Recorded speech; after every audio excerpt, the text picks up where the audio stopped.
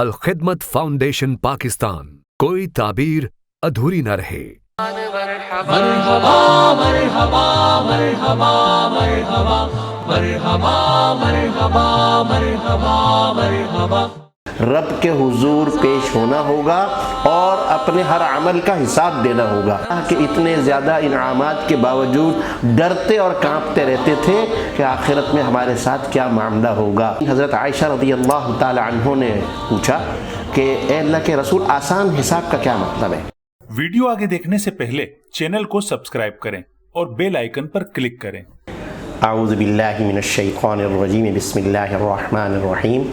یا ایہا الذین آمنوا اتقوا اللہ ولتنظر نفس ما قدمت لغد واتقوا اللہ ان اللہ خبیر بما تعملون۔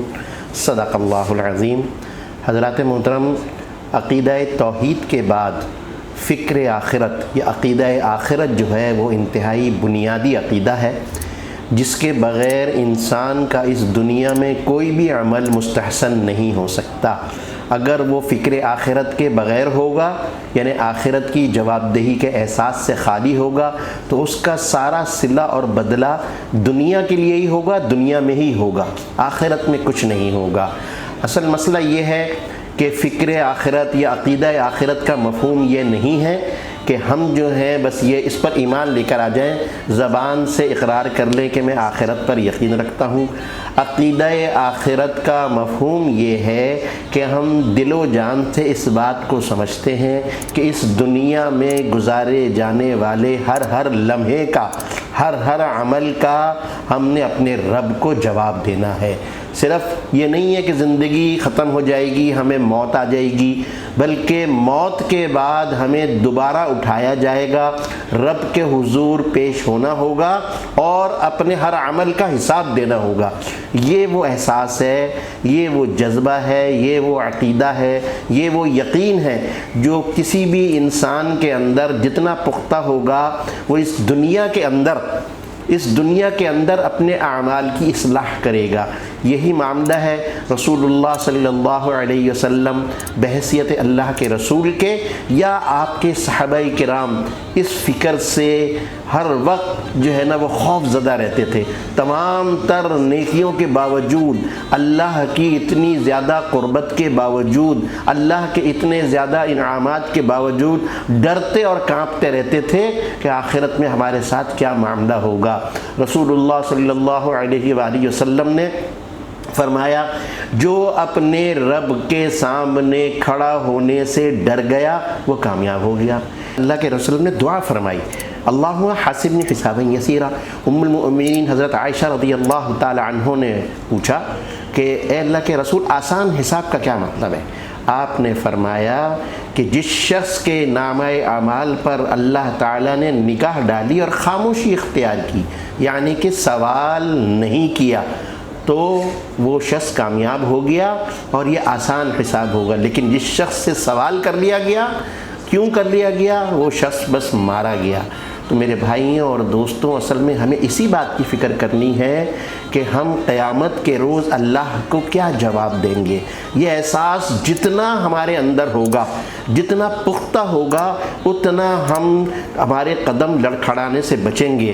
حضرت ابوبکر صدیق رضی اللہ تعالی عنہ جیسے جلیل القدر صحابی، عشرہ مبشرہ میں سے جن کو دنیا کے اندر جنت کی بشارت دے دی گئی، وہ جناب خوف سے کانپ رہے ہیں۔ کاش میں تنکا ہوتا، یعنی کہ حساب کتاب سے ہر شخص جو ہے وہ گھبرا رہا ہے تمام تر اعمال کے باوجود۔ حضرت عمر رضی اللہ تعالی عنہ جیسے جلیل القدر صحابی، اسی طرح سے حضرت عثمان غنی رضی اللہ تعالی عنہ، کس قدر انہوں نے اللہ کے دربار میں، اللہ کی راہ میں اپنا مال لگایا اور کھپایا، اس کے باوجود ہر وقت ڈرتے اور کانپتے رہتے تھے کہ اللہ ہم سے اس بات کا حساب نہ لے لے۔ آپ صلی اللہ علیہ، ہم تو دنیا کی کتنی نعمتیں استعمال کرتے ہیں، کوئی ٹھکانہ نہیں ہے، صبح آنکھ کھلنے سے لے کر اور رات کو بستر پہ لیٹنے تک۔ آپ صلی اللہ علیہ وسلم ایک صحابی کے باغ میں تشریف لے گئے، انہوں نے ایک درخت کی ٹھنڈی چھاؤں میں آپ کو بٹھایا اور اس کے بعد آپ کی خدمت میں وہاں کے کنویں کا ٹھنڈا پانی اور وہاں کی بہترین کھجوریں آپ کی خدمت میں پیش کی۔ آپ صلی اللہ علیہ وسلم نے فرمایا لوگوں تم سے ان نعمتوں کے بارے میں بھی جن کو ہم بہت ہی ہلکا جانتے ہیں ان کے بارے میں حساب ہوگا، یہ ٹھنڈی چھاؤں، یہ کنویں کا میٹھا ٹھنڈا پانی اور یہ بہترین کھجوریں، ہم تو رات اور دن کس کس طرح کی نعمتیں استعمال کرتے ہیں پھر بھی اللہ کی پکڑ کا ہمیں کوئی احساس نہیں ہوتا۔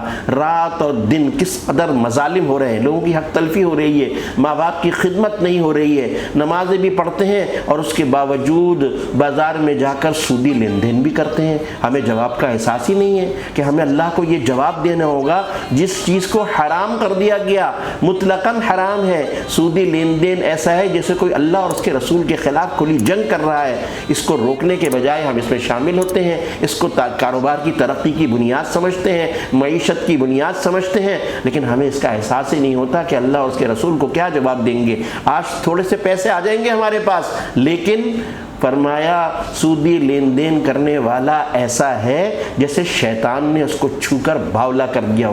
اب دیکھ لیں لوگوں کی کیا صورتحال ہے، جو بلا تفریق سودی لین دین کرتے ہیں، لوگوں کی حق تلفی کرتے ہیں، لوگوں پر ظلم کرتے ہیں، انسانیت سے عاری ہیں، انسانی جذبات سے خالی ہیں، وہ لوگ وہ کچھ بھی نہیں کرتے، ان کو نہ اللہ کی پکڑ کا احساس ہے نہ اور کوئی ان کو ہوش ہے کہ ان کو شیطان نے چھو کر باولا کر دیا ہے۔ نمازیں نہیں پڑھی جا رہی، بے تحاشا اس کے اوپر جو ہے نا وہ لوگوں نے سروے کیے ہیں، 12% لوگ مسجد میں جا کر پابندی کے ساتھ نماز پڑھتے ہیں۔ یہ مردوں کی بات ہے، خواتین کی بات نہیں ہو رہی۔ معاشرے میں جو آبادی ہے 12% لوگ، 8-10% وہ لوگ ہیں جن کو جب فرصت مل گئی، جب موقع مل گیا، جب نماز پڑھتے ہیں، ورنہ کوئی بات نہیں ہے، جب پڑھ لی نہیں پڑھی۔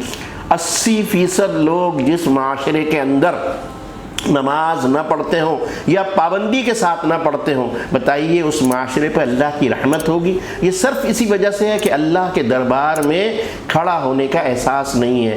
نماز وہ معاملہ ہے جو قیامت کے روز محشر بھی سب سے زیادہ سب سے پہلے اس کے متعلق پوچھا جائے گا، لیکن قبر سے اس کی ابتدا ہو جائے گی۔